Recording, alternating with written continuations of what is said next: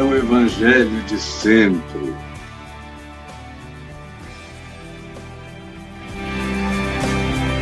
É o Evangelho da graça.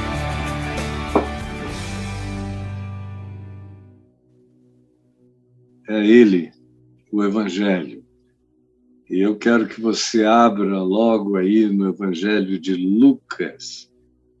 Abra no Evangelho de Lucas, no capítulo 11. E quando eu digo abra, é ache, clique, faça o que você queira, mas leia em Lucas 11, versos 27 e 28 de Lucas, tá bom? Olha só, diz assim: ora, aconteceu que, ao dizer Jesus estas palavras, são as palavras do contexto, uma mulher que estava entre a multidão exclamou e disse-lhe: bem-aventurada aquela que te concebeu e os seios que te amamentaram. A gente sabe que ela está falando de Maria.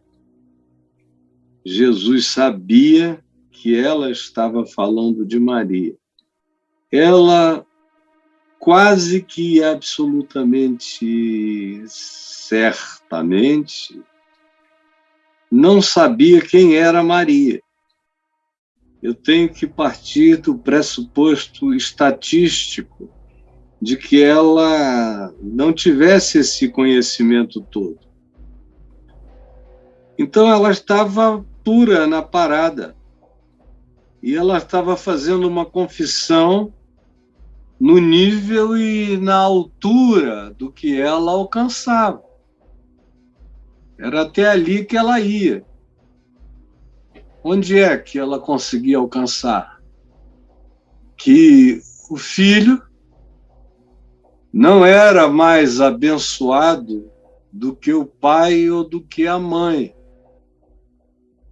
E isso, às vezes, fazia parte de dogmas religiosos, de ensinos familiares ou nas sinagogas, para manter a hierarquia familiar, o patriarcado, o sacerdotalismo, todas essas coisas eram alimentadas por essas funções de superioridade, inferioridade, enfim, havia todos esses reguladores de poder. E ela tem no coração essa cultura. E na cultura dela, ela estava dizendo o melhor que ela podia, o melhor que ela sabia, diante do que ela tinha ouvido Jesus dizer e, antes disso, do que ela tinha ouvido e visto Jesus fazer. É o que o capítulo 11 nos ensina. Coisas que ele estava dizendo, a partir do verso 14, as coisas têm uma sequência, vínculo entre elas. Ela deve ter ouvido aquilo tudo e visto. E ficou impressionada. E do nível da impressionabilidade dela, o teto da cultura familiar, religiosa, judaica dela era esse. Os filhos têm que se saberem menores do que os pais. E honrar pai e mãe estava reduzido a não deixar faltar comida, nem bebida, nem amparo. Mas vínculo, amor, carinho, cuidado, proximidade, tudo isso nem tanto, nem sempre. Ou tinha gente que usava até do argumento de dizer: eu vou dar meu dízimo para o templo para eu não precisar ajudar o papai e a mamãe, porque os sacerdotes tinham desenvolvido uma teologia do ofertório, uma teologia da contribuição, uma teologia do dinheiro e da religião que dizia que se você desse o dinheiro no gasofilácio do templo, você não precisava ajudar seu pai, sua mãe e ninguém mais da família ou coisa assim. Você podia se sentir sem incômodos se desse para aquela congregação, para aquela igreja, para aquela instituição. E essa mulher está dizendo: meu filho, que coisa linda, bem-aventurada aquela que te concebeu e os seios que te amamentaram. É lindo, lindo para qualquer um. Lindo para qualquer um. E aí, o que se vê é o que diz o verso 28. Jesus, porém, esse porém é um adversativo. Jesus, porém, ou apesar disso, respondeu: antes, ou prioritariamente a isso, bem-aventurados são os que ouvem a palavra de Deus e aguardam. Mais do que a mulher que me concebeu e os peitos que me amamentaram, mais bem-aventurados do que ela são todos aqueles que ouvem a palavra de Deus, que ouvem o evangelho que eu encarno, vivo, exemplifico, trago, ensino, demonstro, exubero como presença na presença de todos vocês. Mais bem-aventurados aqueles que ouvem a palavra de Deus e a praticam e aguardam. Eu quero falar sobre este tema que o Braulio vai colocar aí para vocês todos agora, que diz: somente merece glória aquele que enche sua vida de segurança. Somente merece glória aquele que enche a vida de segurança. Que enche a vida, a minha, a sua, a de todo mundo.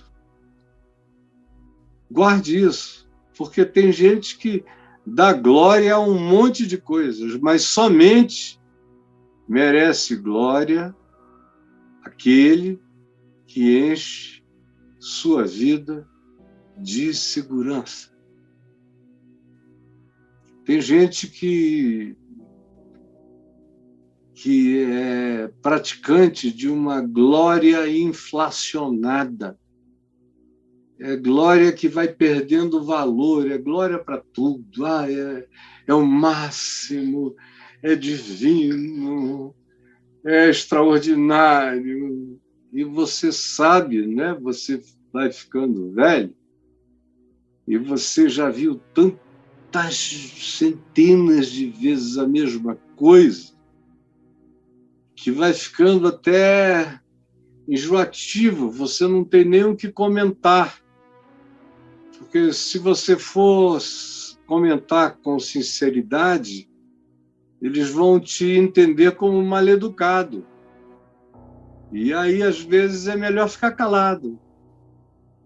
Deixar que a pessoa veja, que ela mesma enxergue e tudo mais. Mas o problema é que tem uma quantidade absurda de gente absolutamente cega, que tem que, pelo menos, ouvir. Aí, para esses completamente entupidos,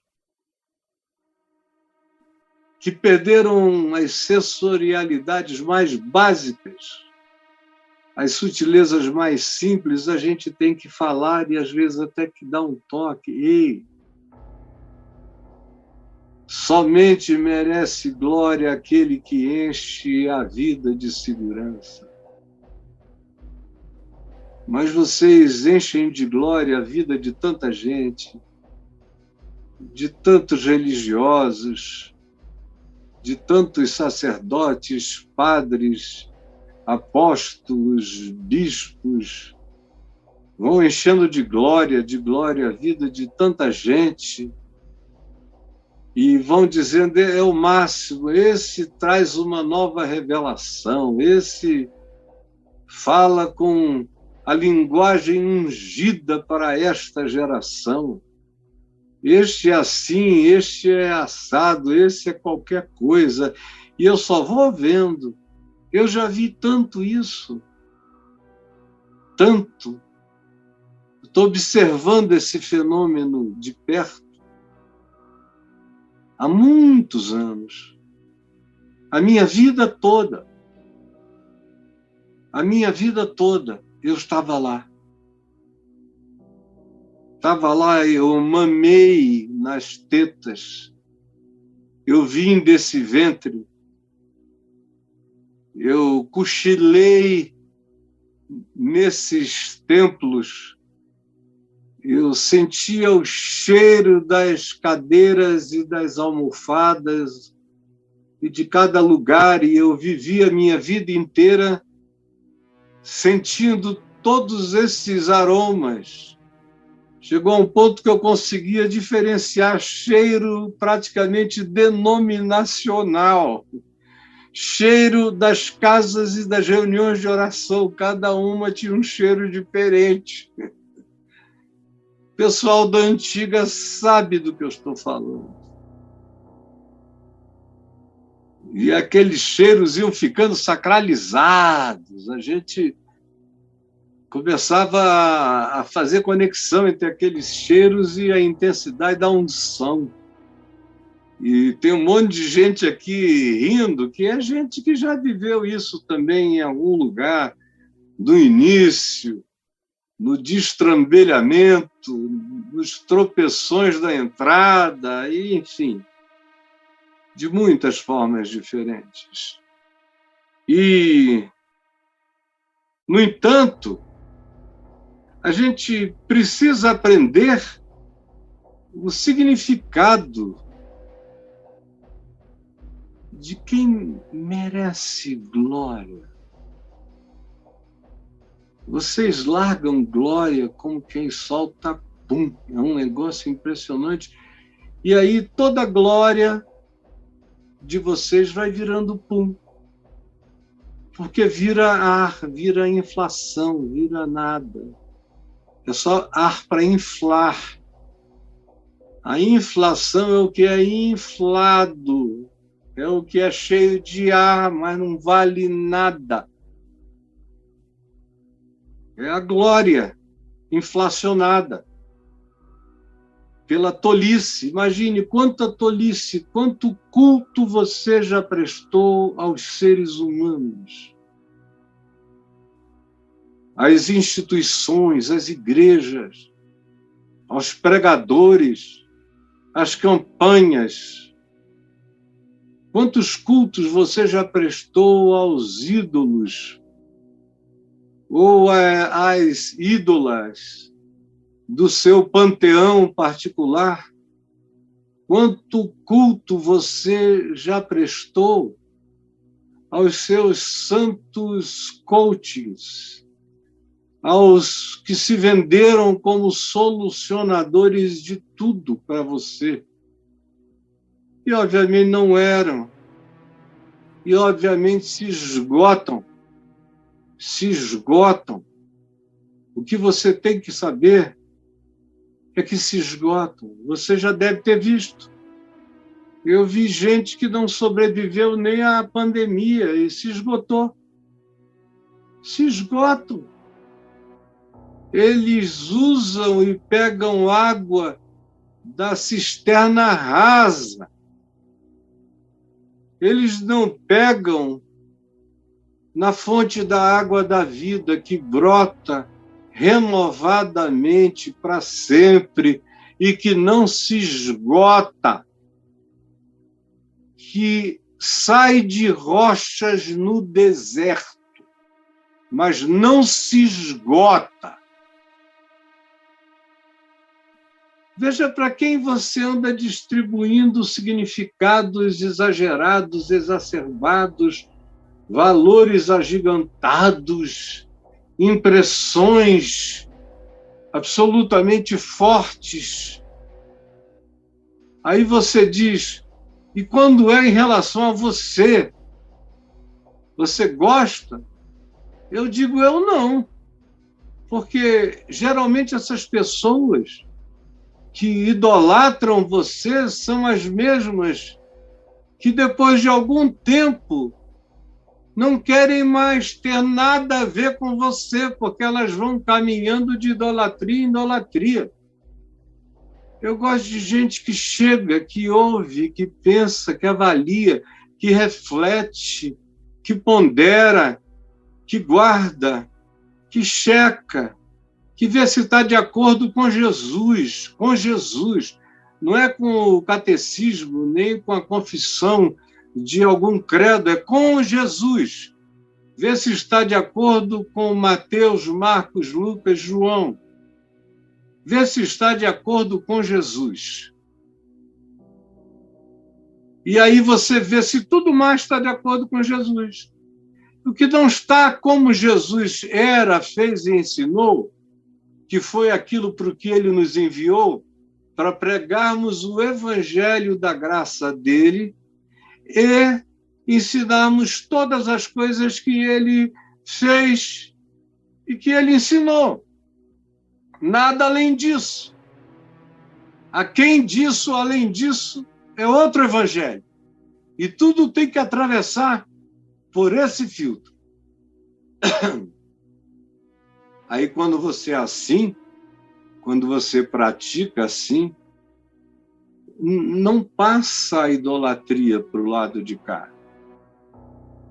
Na transfiguração, tinha até um bocado de gente, que em Mateus 17, estavam lá Pedro, Tiago, João, Moisés, Elias, uma nuvem luminosa, mas ao final, a única coisa que ficou foi a voz de Deus falando com Pedro, Tiago e João. Este é o meu filho amado, em quem eu tenho prazer. A ele ouvi. E eles dizem, levantando nós os olhos, não vimos a ninguém mais, senão somente a Jesus. Quando você chega num nível de proximidade de Jesus, você não vê ninguém mais, entendeu?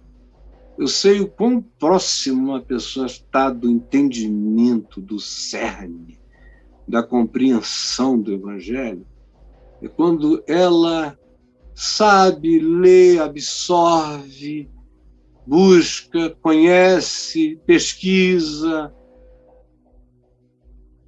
não tem medo de aprender, ao contrário, tem prazer, examina todas as coisas, mas no fim retém aquilo que passa pelo filtro ético, o filtro de fé, o filtro do amor de Jesus manifesto no Evangelho. É isso. Isso cabe em qualquer dimensão e isso filtra os ídolos.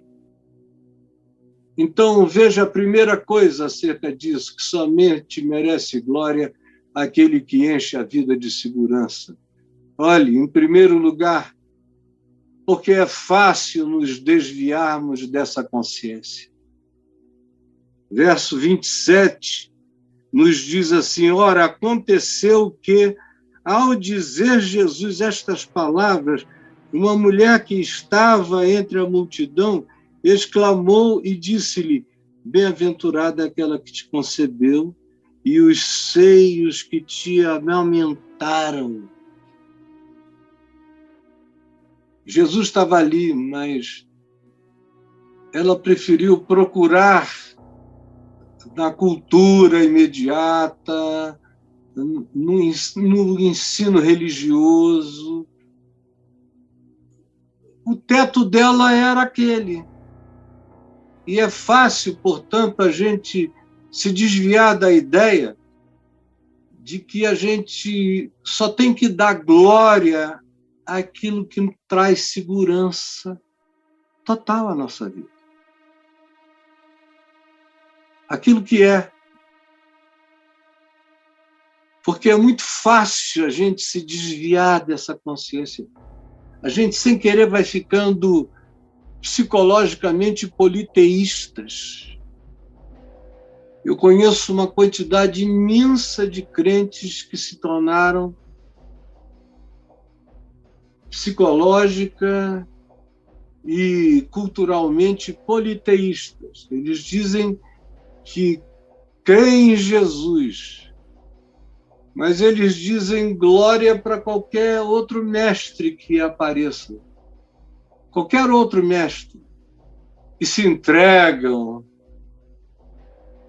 e dizem que o cara é a cara de Jesus. Aí vão, se disser que tem que ficar tranquilo e tiver algumas posições, sejam cristãs, sejam de quietude oriental, seja de que natureza seja, se tiver algum tipo de promessa de natureza de coach pentecostal que vai fazer prosperar a sua vida, você não deu certo até hoje porque não tinha conhecido o que ele tem para ensinar, ou ela tem para ensinar, e aí você embarca, é fácil entrar no politeísmo psicológico de coaches, de pastores, de sacerdotes, de múltiplas religiões, é aquele cara dos olhos da mosca, que olha em tudo que é direção e é um verdadeiro caleidoscópio de convicções antagônicas, de percepções contrárias, mas ele diz que ele é a síntese e que Deus aí continua acima de tudo e que Jesus continua a ser o preferido.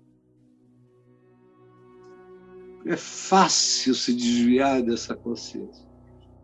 Daqui a pouco o cara está lá na brabeza da invocação de discos voadores dos montes, ou fazendo oração para anjo, ou pedindo para dar beijinho em ET. Porque em qualquer direção onde se use o nome Jesus, por exemplo, ele embarca, ele não quer nem saber, ele já está lá. Ou se falar bem de Deus, ele já está lá. Pode ser até na igreja de Satanás. Se na igreja de Satanás ensinarem alguns princípios de equilíbrio relacional, ele vai dizer, poxa, a igreja de Satanás é legal pra caramba, porque ensina princípios de equilíbrio relacional. Enfim, não tanto faz. E às vezes a igreja de Satanás, por exemplo, nos Estados Unidos, ensina realmente princípios humanos melhores do que você recebe em algumas igrejas chamadas de Jesus por aí, que estão ensinando você a partir para cima do outro, descendo o cacete com ódio. Então é mais diabólico ainda, mas eu não tenho que dever louvor a nada que não me dê segurança à vida, a segurança absoluta. Aí, em segundo lugar, preste atenção, olha só, segundo lugar, deixar essa consciência de que só vale receber glória aquele que me dê total segurança para ser, para existir, para viver nesta vida ou em qualquer vida. Deixar essa consciência esvazia a nossa casa espiritual. É por isso que aqui está dito, ora, aconteceu que ao dizer Jesus estas palavras, o que demanda a pergunta, quais palavras? Quais? Que palavras? Essas aqui do contexto. Quando ele já vinha falando de tomar cuidado para não pecarem contra o Espírito Santo, que ele expulsava demônios, é porque o reino de Deus tinha chegado. Aí ele diz do valente bem armado, que guarda a sua própria casa, ficam em segurança todos os seus bens, sobrevindo, porém, um ainda mais valente do que esse valente bem armado, vem e vence-o, tira-lhe a armadura na qual ele confiava e lhe divide os despojos. Quem não é por mim é contra mim, quem comigo não ajunta, espalha. Quando o espírito imundo, ele está dizendo isso por causa daquele pessoal que achava que dava para dizer que ele expulsava demônios pelo poder de Belzebu e achavam que não estavam pecando contra Deus, porque eles sabiam que Jesus estava expulsando demônios pelo poder do reino de Deus que tinha chegado, mas mesmo assim falavam a loucura que falavam. Ele diz, olha, comigo não dá para brincar disso. Quem não é por mim é contra mim, quem comigo não ajunta, espalha. E aí diz, fiquem sabendo como é que funciona. Quando o espírito imundo sai do homem, anda por lugares áridos, ele está usando uma metáfora, procurando repouso e não achando esse lugar existencial, essa casa existencial melhor, mais louca, mais maluca, mais viciada, mais arrogante, mais soberba. Quanto mais soberba, mais arrogante, mais cheia de ódio, melhor. Se ele não achar uma casa mais disponível, ele diz, voltarei para minha antiga casa de onde eu saí. Ela não era uma mansão, mas lá eu dominava. Vou voltar para lá.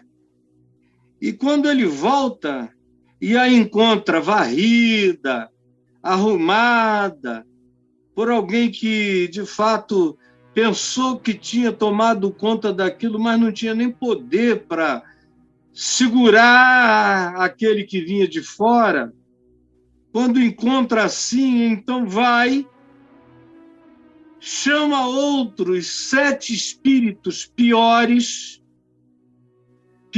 do que ele, e os seduz dizendo, olha, venham para cá, porque aqui tem uma casa vazia, que dá glória para tudo, é fácil entrar nela, está aberta em todas as direções, é um buraco só, vamos lá, é o convite mais saboroso para espíritos do vácuo, para espíritos do vazio.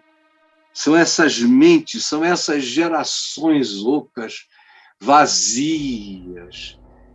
São esses lugares, por exemplo, que já tiveram o evangelho em outras gerações, mas hoje são entupidas de gente que ouvem outra coisa que não é evangelho, ou são aqueles que ficaram tão machucados e decepcionados que saíram buscando valorizar qualquer outra coisa que seja até mesmo contra o evangelho, o pouco evangelho que eles vieram a saber, porque era pouco conhecimento que eles tinham por si mesmos, através da leitura do Novo Testamento. Tanto faz qual é a razão do seu vazio, do seu buraco, da sua oquidão. Você, quando está assim, é um convite mais maravilhoso para coisa pior ainda, outros 7 piores do que o seu pior estado anterior. Qual foi o seu pior estado anterior? Qual foi o seu pior estado anterior a hoje? O que lhe diz a sua memória? Eu sei qual foi o meu pior estado anterior a hoje. Deus me livre do meu último estágio pior qualquer que seja o dia chamado hoje, Deus me livre de qualquer regresso, eu morreria só em regressar, só em negar o que eu sei, o que eu conheço, o que eu provo. Provo experiencialmente, como quem chupa uma laranja, como quem devora uma manga. É assim, a experiência de Deus, como quem come o livro da vida. Assim a experiência de Deus. Agora, tem gente que ficou apenas vazia. O cristianismo teve o poder de fazer as pessoas saberem de Jesus sem encherem-se de Cristo e do Evangelho de Cristo Jesus.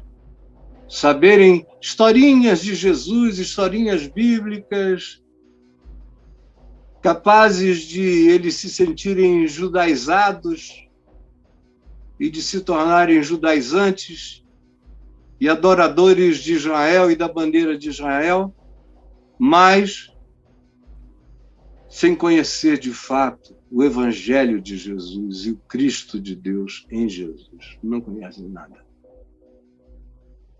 Por isso, entram em qualquer direção, porque são politeístas emocionais. O que quer que lhes produza uma emulação diferente, eles dão glória a isso e adoram e passam um tempo e entram e vão ficando gente amorfa.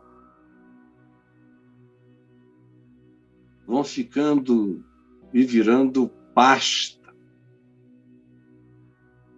Terceira razão para a gente não dar glória ao que não nos dê confiança absoluta ao ser, é porque é a obediência ao Evangelho a segurança, a única segurança da nossa casa espiritual. Repita isso comigo. Porque é a obediência ao Evangelho a segurança da nossa casa espiritual. Como diz o verso 28, Jesus falando, respondendo àquela mulher que, impressionada com o que ele dissera aos religiosos, aos escribas, aos fariseus, aos potentados da religião, quando falou, não brinca disso não, isso é uma brincadeira perigosa. Vocês sabem de onde eu venho, quem eu sou, com que sinceridade eu estou aqui. Não brinquem de Belzebu comigo, porque vocês vão virar isso. Vocês vão ficar cheios disso. Porque quem comigo não ajunta, espalha. Então, quem não é por mim é contra mim. E quem não anda comigo abre a porta para Belzebu. Aí vai e conta essa outra história do espírito imundo que sai por aí. E ele está ali, expulsando espíritos imundos. E ele diz, mas olha, onde tem casa vazia, e aqui só tem casa vazia, casa leviana, boca leviana, atitude leviana, são casas verdadeiras invocações, são casas convidando à assombração. Porque somente a obediência ao Evangelho é que dá segurança à nossa casa espiritual. E não as nossas impressões acerca de ninguém, nem daquela que nos deu a luz, nem daquela que nos concebeu. Jesus diz, antes, bem-aventurados são aqueles que ouvem a palavra de Deus e aguardam. Por quê? Porque esses são aqueles acerca dos quais Jesus diz que tem a sua casa fechada por aquele que é mais valente, que é o mais valente. Versos 21 e 22. O valente, bem armado, são esses poderes malignos que dominam a mente, o pensamento, a emoção, a consciência, que fazem qualquer tentação se transformar numa sedução que a gente confessa insuportável, e a gente vai dando espaço e vai dando soberania a essas forças, transformando-as em hábitos, em vícios, em condicionamentos, em direitos adquiridos a maldades temporárias. E às vezes é assim que a gente fica tomado por aquilo que é pior do que jamais tinha sido horrível antes na nossa vida, desse modo. E aí, meu querido, a gente só fica livre disso, minha amiga, se um mais valente do que ele, ou do que eles todos, vier e vencê-lo, e tirar-lhes a armadura em quem eles confiavam, e dividir o despojo, ou seja, dizer aqui vocês não têm mais parte em nada. É só obediência ao Evangelho, depois disso, o que garante a ocupação da casa pelo mais valente. É somente a obediência ao Evangelho que garante a ocupação da casa pelo mais valente. Repita comigo. É somente a presença do mais valente o que garante a ocupação da casa contra o inimigo, contra o valente bem armado, contra o maligno em nós. Você prestou atenção? Antes, bem-aventurados, não os seios que me amamentaram ou os ventres de onde eu vim, mas todo aquele, qualquer pessoa na Terra, no mundo inteiro. Ele já tinha dito, é meu pai, é minha mãe, é meu irmão. Agora aqui ele diz, bem-aventurados, mais ainda do que aquela que me concebeu e os seios que me amamentaram, são todos aqueles que ouvem a minha palavra, o Evangelho, e guardam, e praticam, e encarnam. Porque é isso que realiza definitivamente a ocupação do mais valente que expulsa o valente oportunista bem armado, que é aquele que instila e em nós propõe cada vez mais essa leviandade, porque diabolos, é aquele que divide, que vai partindo. Se ele puder, você se torna uma legião de opiniões sem ter nenhum fundamento de paz para a sua alma. Vamos parar com isso tudo? Que tal fazer de Jesus o seu coach? Ele é o meu coach. Ele disse, a ninguém chameis de meu guia, de meu coach, de meu técnico, de meu estrategista de vida. Não. O Evangelho tem um tempo e tem um modo, tem uma prática. A estratégia é de Jesus, o modo é o de Jesus. A hora é hoje, é todo dia. E é na prática que eu aprendo todos os tesouros da sabedoria e do conhecimento que estão em Cristo. Então, cuidado com o politeísmo religioso emocional, psicológico, teológico, que você pratica com a multidão dos conselheiros vãos, aonde habita a loucura de muitos nessa geração, que vão ficando uma casa cada vez mais vazia, para serem casas para serem ocupadas por coisas e espíritos piores ainda. Jesus, que essa palavra singela encontre um lugar absolutamente infinito no coração de cada um de nós, aonde tu botaste a eternidade para agasalhar o infinito do teu amor. Em teu nome, Jesus. Amém e amém.